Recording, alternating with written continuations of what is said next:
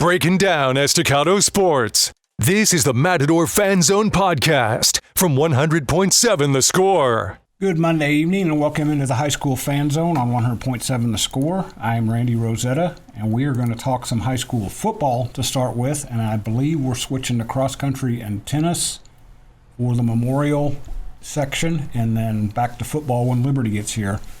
Liberty's got a big game this week. It's the HubCityPreps.com game of the week.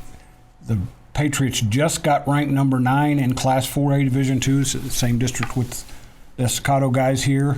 They go down to Greenwood and take on number 6 Greenwood Friday night at 7 p.m. That's going to be imagine the Estacado guys will be paying attention to that too, because you get to play Liberty and there's a chance you may play Greenwood at some point. We start off in the Matador Fan Zone as we do every Monday. Mondays are Estacado, Memorial, and Liberty on the High School Fan Zone. Tuesdays are Monterey and Coronado. Wednesdays are Lubbock High, Friendship, and Lubbock Cooper. We'll go through some of the other radio stuff as we go here tonight because I want to jump right in and get going with these guys to talk about Estacado and what they did last week, what they've got coming up. They have another Thursday night game this week at Lowry Field. They play Andrews at 7 p.m. And I'm going to let Coach Young introduce himself and his 2 players to the folks on TV, and then I'm going to have the guys talk so you can recognize them by voice if you're on radio. Joshua Young, defense coordinator at Estacado High School, and this is Donovan Torres and Ryan Robinson. I'll let them. Donovan Torres, I'm a senior. And he's like the Swiss Army knife for you guys. He's here for defense tonight, but yes, he ran the ball a bunch. Yes, Did sir. you punt the other night? Yes. I thought so. I thought I saw him out there on special teams. Ryan? Sir, my name is Ryan Robinson. And you just tackle a lot of people. You just rack up a bunch of tackles. Which is pretty useful for you guys. Yes, sir. And I told him right before we came on, I'm very excited that this group is in here right now. I enjoy Coach Ward, but Coach Ward's, he likes to talk about offense, likes to talk about what they're doing on offense. And for about 4 weeks, he had a lot to talk about. All Yes, of a sir. sudden, that defense kicked in last week, and you had to. That's what I thought was cool, is Randall's defense was really good coming in before they stepped on the field against you, so you knew it was going to be a challenge to move the ball against them and score against them. Yes, sir. These guys, all your defensive guys, really rose to the occasion and turned that into a defensive slugfest. Yes, sir. They did. Starting off with the D linemen, they got after Randall the other night, and just the whole game kind of gave their quarterback fits, and they were fitting on the run game. Zarian and Malachi Pratt, our 2 linebackers, they played a heck of a game, flying sideline to sideline and kind of fitting gaps also. And then on the back end with Donovan in our secondary, those guys actually, I think that we're figuring it out. We were matching routes last week and kind of did a good job in coverage. We had a few mistakes, but we got to clean it up, and we've already talked about that. Those mistakes sure didn't show up they weren't glaring, because I'm trying to think if the last time that game went to the fourth quarter with no score. Yes, sir. And I don't remember a whole lot of games in 35 years doing this that's the case in high school games. Usually somebody by accident, like for you guys, Cedric Ross gets loose on the outside and scores there was nothing. Nobody was given an inch in that game. Donovan, what was that? Because you're playing on both sides. You played a lot of offense. I think you had 3 or 4 fourth down runs to keep that long drive going. You guys, how long did you hold on to the ball in the second quarter? It was pretty much the whole quarter. It was about 10 and a half minutes. And then a defensive slugfest, a tipped pass in the end zone, and they were able to come up with it. What was it like to be out there in that game where there's no score, you keep going, you keep looking up thinking somebody's going to have to score here after a while? What was that like to be a part of that? It was a major part of it, really. It was just really exciting, just excited to be there. I mean, we just had to stay focused in the middle of the game. It was 0-0, like you said, all the way to the fourth quarter, and we just had to stay focused and see the win. Because usually, like I said, for your first 4 games, you guys were not necessarily in shootouts every week, but where you knew you had to go out and score some points to kind of keep pace or stay ahead. Offensive with Jarek making his second start, and he played until about the middle of the fourth quarter. When was it he got his bell rung? About third, fourth. And I texted Coach Ward that night. I was like, "How is that boy?" He said, "Well, I don't know if he knows where he's at right now, but he's okay." Yes, sir. He showed some toughness. I'll say that. So, yes, sir. So you guys were doing some things on offense. You couldn't quite get it in. When you go back out on defense, what was the mindset, Zarian, when you guys know that nobody's gotten anything? You want to make sure that zero hangs up there for them. Well, we know we all got to stick together, and we can get it like anything is possible. And as long as we work as one group, as a team, we can execute it. Coach mentioned that it's starting to come together for you guys on defense. I'll just throw it out there. A few weeks earlier, West Plains put a few points on the board. to be fair to you guys, they're going to put a lot of points on the board against anybody. What did you guys learn after that game that you started putting – because Sweetwater much better, and then last week, obviously. What did you guys learn from that game that you started putting to use? Really, we ever since the West Plains game, we just all came together and started focusing in practice and just hard work and dedication to the practice, and no days off. Coach, you mentioned it. These guys are athletic. They're talented. They know how to tackle.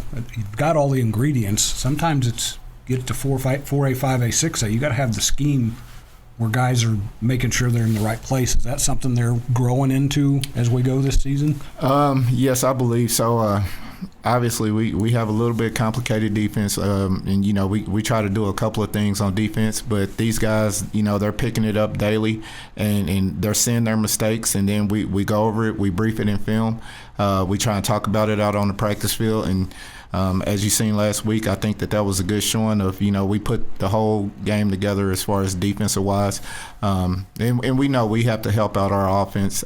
We've been struggling with that the past few weeks, but obviously, as you said, with Jarick being young, we don't want to leave him in a situation or put our offense in a bad spot. I think that those guys actually picked the offense up, and capitalized on a lot of things.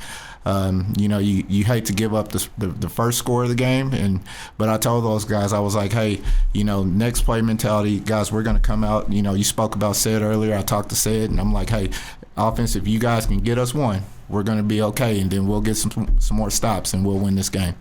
You mentioned two linebackers. Are you guys sort of 4-2-5, or do you kind of change things? We're 4-2-5, but we do try to change things and be multiple also at the same time. And so I think that picking up that is a lot for these guys, but they're doing a good job managing it. Because I think we talked last time. You're a lot younger than me. Back when I played, it was either 5 guys up front or at least 4. And yes, you still got the 4, but things have changed back in that back 7. So we're coming up on a break. We're going to talk more about the Estacado's win, what's coming up in the Matador Fan Zone on 100.7 The Score. Diving headfirst into Estacado athletics. You're listening to the Matador Fan Zone on 100.7 The Score and the 100.7 The Score mobile app. Welcome into the Matador Fan Zone on a Monday night on 100.7 The Score. I said we'd do a little bit more radio stuff, so let's jump in and do that. The games carried on Raymar Networks include Friendships on Double T 97.3. Lubbock Cooper is on 100.7 The Score right here.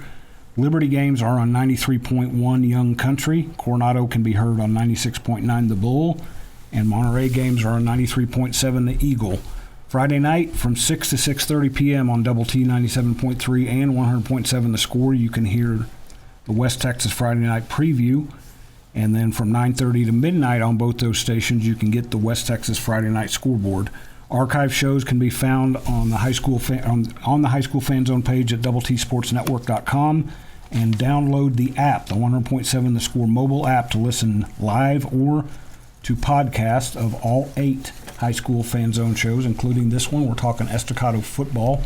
Matadors beat Randall 14-7. I don't know if I ever said the score when we started talking about it. 14-7. Game went to the fourth quarter scoreless. Beat them 14-7. They play Andrews Friday or Thursday night at Lowry Field. That's down the radio dial, but our guy Nick Long will be on the call. I wonder if I haven't talked to Nick about your game. Have you guys met your radio guy, Nick? Have you met him, Coach? I've talked to him, I believe, but just going back and forth through emails also. So he's got some West Texas twang to him when you talk to him. So, and he's excited about calling the Matador games. When you guys beat who'd you beat a few weeks ago? Was it Hereford? Yes, sir. The back and forth thriller, and I got him on the phone Sunday to talk about it. 30, 45 minutes, I think. Nick was still wound up. He got a kick out of that game. Yes, sir. As players, you probably thought it was pretty thrilling, right? coaches, you probably aged them a little bit. Probably put some. If Coach had more hair, it might be a little grayer up there. So. Oh, they're making me lose my hair. There you go. They're adding to the process. I haven't noticed, and how Eric hadn't aged more with baby number 6 on the way. Yes, sir. That'll start accelerating a little bit now. Yeah, it'll speed you up definitely, and then everything else he deals with, and he does a great job of managing his time and kind of giving back to the kids and taking care of his family also. No question. I enjoyed getting to know him and some of the conversations we've had. You guys, thank your coaches whenever you get a chance. Make sure you send them Christmas cards when you get to be old men, because those guys go way out of their way to help you out. So we just talked about this, Coach. You gave up 207 yards against Randall, but you said you would have rather that number been a little bit lower. Obviously with the touchdown drive late in the game, and you know, I wish we could have got a stop right there. I think we were there. Had a couple of missed tackles on that play in general, just kind of fit into the screen. But, you know, we'll take 200, you know, compared to what we have been giving up. And, you know, as I spoke to my defensive coaches and talked to my defensive guys, if we can continue that and keep that going throughout district, I think that we'll be good. Obviously, we had a good district showing the first few games of district last year, and where we weren't giving up a whole lot of yards. So I think that now building, you know, we were 1-4 last year. Now we're 3-2 going into Andrews and then district. Hopefully we can keep that going for the next few weeks. We're going to talk about Andrews because they've still got the back, right? Yes, sir. Yes, they do. Talk about that's a different kind of challenge for you guys. Donovan, Coach kind of touched on this. You guys gave up the touchdown, and he told you guys just that's all right. We're going to get you one. Well, you got him two. You got everybody. You got the whole team too. What was the offensive mindset when they got the touchdown to go ahead? I looked down at the sideline. There was a little bit of drooping shoulders. I get the sense that maybe you're one of the guys that can kind of pick guys back up in that situation. Yes, sir. After we let up that first touchdown, everybody, like you said, a little droopy, a little sad. But, you know, offense, we just had to hype them up, keep the heads up, keep the energy and the momentum going, and just don't get your head down and just next play mentality. Zariah, knowing that you guys have those explosive weapons, you gave up the touchdown, which in that game seemed like a lot at that point. When you go back out there, and I think it was Cedric got a little pass and broke a long run, and then Bozeman just spun away from a couple people. They got the touchdown right back. How much did that kind of get you guys going again? It keeps us amped up and know we got to go out there and finish the job, and let us know that we can trust our brothers to go get the job done on offense. I would guess you guys know that just getting the ball to that offense, they're going to do something with it. You've got guys that when they get the ball in their hands, they're destined to do something. When you come back out after the tie game, what was the mood, the energy? The mood, it was real high, and we just knew if we stick together as a team and not start picking at each other and just help each other lead as one, we can finish the job. You had to make a couple more stops. Mm-hmm. Did Randall make a little bit of a push right there towards the end, got downfield a little bit? Yes, but I mean, at the end of the game situation, you know, you're try not to give up the big play, right. You know. So they were able to kind of drive, but again, our defensive line did a heck of a job of making their quarterback uncomfortable, and then we just brought it together. We're going to talk a little bit more about this game when we come back after this break, but then we're going to switch gears to Andrews when we come back in the Matador Fan Zone on 100.7 The Score. Your inside look into Estacado sports. This is the Matador Fan Zone on 100.7 The Score and the 100.7 The Score mobile app. Welcome back in. We've got one more segment of the Matador Fan Zone on a Monday night. This is 100.7 The Score. It's the high school fan zone. We break it up into segments with each school getting 30 minutes. This is Estacado's. We're talking about their win against Randall, but we're going to turn the page because they play Andrews, which is a traditional West Texas powerhouse. And this has been a good little rivalry, non-district, the last few years. I can remember back when, I'm going to throw a name out here, Coach, see if this rings a bell with you. They had a guy named Shad Williams. Oh, yeah. That went on to play at Alabama and finished at Alabama? He may have gone somewhere else after that. And he's coaching somewhere in the SEC now. Mm-hmm. One of the best backs I've ever seen. And he was not, Donovan would hover over him. He wasn't very big. He was, but he reminded a lot of Cedric because you saw a lot of the back of his jersey going the other direction. But the last few years, you guys beat him 52-14 last year. 42-22 last year, 52-14 the year before that. You guys have matched up with them very well. Donovan, you've played against them now. This will be your fourth time. We were talking about their offense. It's kind of a wing tee, a little bit of a funky formation. Coach is going to have you guys ready. What are the keys against something like that? Just sticking to our gaps and just following the game plan that the coach has for us during the prep, during the week, and during practice. Ryan, I mentioned you get a lot of tackles, so you're not just standing there waiting for guys to get to you. You're going to get them. How aggressive do you have to be against a guy that's this good, like a DeBose? How do you say that? What's his first name?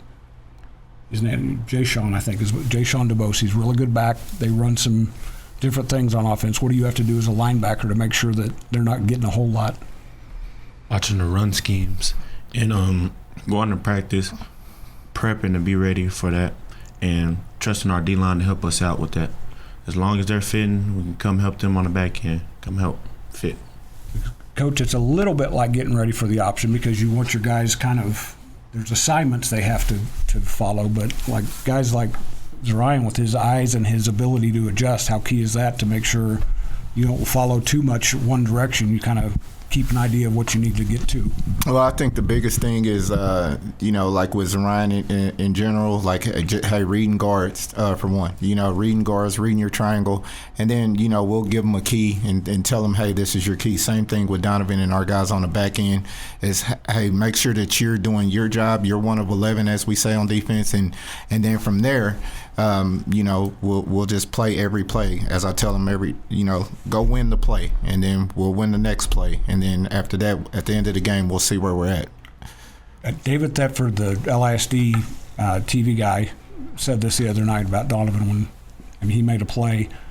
Donovan doesn't always have to be in the right place or doesn't have to be exactly where he needs to be. He's going to find a way to make a play. Absolutely. He's got a little bit of a linebacker mentality almost because it seems like every time the pile gets up, there's Donovan. Yeah.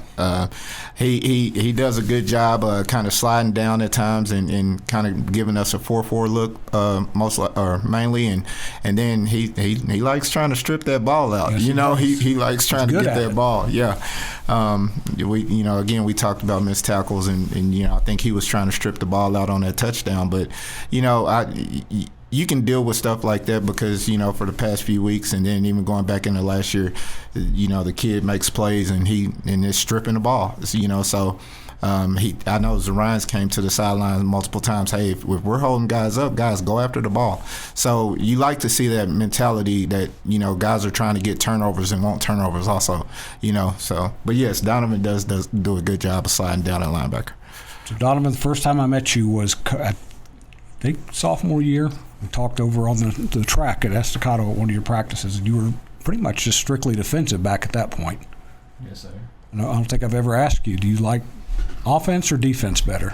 That's a hard question. That's a hard question to ask. I love playing on both sides. I love running the ball, and I love not letting the offense touch that box.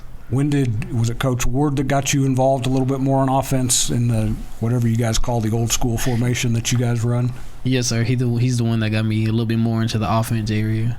As much as you like being at the bottom of the pile, I also know you're pretty good with the ball in your hands when you get a chance. Yes, sir. Every time the ball's in my hands or not in my hands, I got to go make a play. Got to go make a big play and just help out the defense, the offense, and just support my team. Ms. Ryan, I assume he's over playing defense with you a lot in practice, but in practice, you're trying to figure out how to slow down Cedric and how to slow down Bozeman. How much does that prepare you for anybody you're going to face? I feel like it helps us a lot, as a team-wise, because, they're real fast, and it helps us know that we got to get out there and finish our tackles and execute. I think it was, Donovan, you may have posted this on social media. We're coming to the end here, but Cedric had a little bit of a reaction when he got to the end zone the other night. What did you call that on social media? Maybe it was somebody else that mentioned it, but he was excited to be there. Let's put it that way. When he made it to the end zone, yes, he did the Drew Hills, as they call him. Yes, there we sir. Go. Well, hopefully he gets to do that a lot more starting this week against. He's done a lot this season, but Matadors take on Andrews 7 p.m. Thursday at Lowry Field. That wraps us up in the Matador Fan Zone. We'll be right back after this break in the Panther Fan Zone.